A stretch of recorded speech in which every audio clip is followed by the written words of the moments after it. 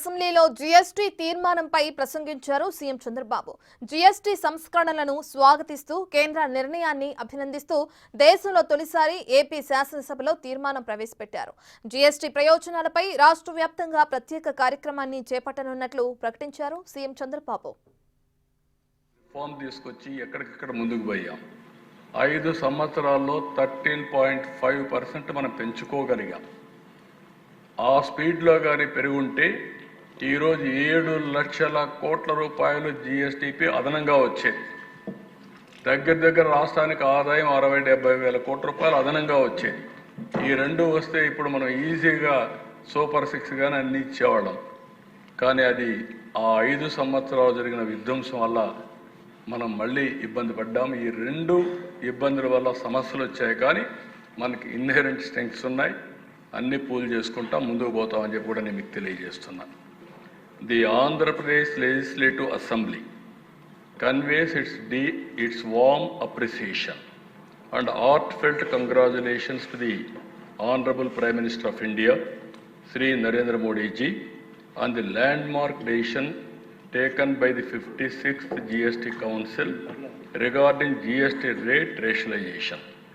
This visionary step in simplifying and rationalizing the GST structure will directly benefit the దేశంలో ప్రతి పౌరుడికి ప్రత్యక్షంగా పరోక్షంగానూ లబ్ధి చేకూర్చే చారిత్రక జీఎస్టీ సంస్కరణలను తాము ఆహ్వానిస్తున్నామని అన్నారు డిప్యూటీ సీఎం పవన్ కళ్యాణ్.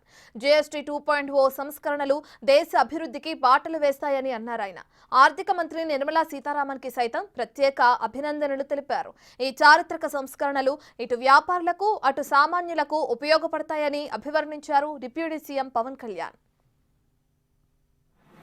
ఈ దేశంలోని ప్రతి పౌరునికి ప్రత్యక్షంగాను పరోక్షంగాను లబ్ధి కలిగించే ఒక చారిత్రాత్మకమైన దిశానిర్దేశకమైన అంశంపై నేను ప్రకటన చేస్తాను. దేశం గౌరవ ముఖ్యమంత్రి శ్రీ నారా చంద్రబాబు నాయుడు గారి సూచనల మేరకు ఈ సమిష్టి నిర్ణయానికి మన రాష్ట్రం ఒక నిర్మాణాత్మక సహకారం అందించింది. ఇటీవల కాలంలో జీఎస్టీ పన్నుల విధానంలో చోటు చేసుకున్న అతిపెద్ద సంస్కరణలలో ఒకదానికి రాష్ట్ర ప్రతినిధిగా బాధ్యత వహించడం నాకు చాలా గర్వకారణంగా ఉంది.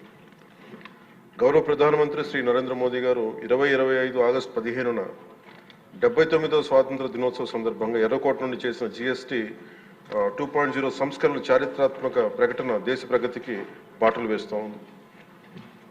ఈ సంస్కరణలను ముందుండి నడిపిన గౌరవ కేంద్ర ఆర్థిక మంత్రి శ్రీమతి నిర్మలా సీతారామన్ గారి కృషి ప్రత్యేకంగా అభినందనీయం. జీఎస్టీ మండలి 56వ సమావేశంలో వాటిని ఆమోదించింది.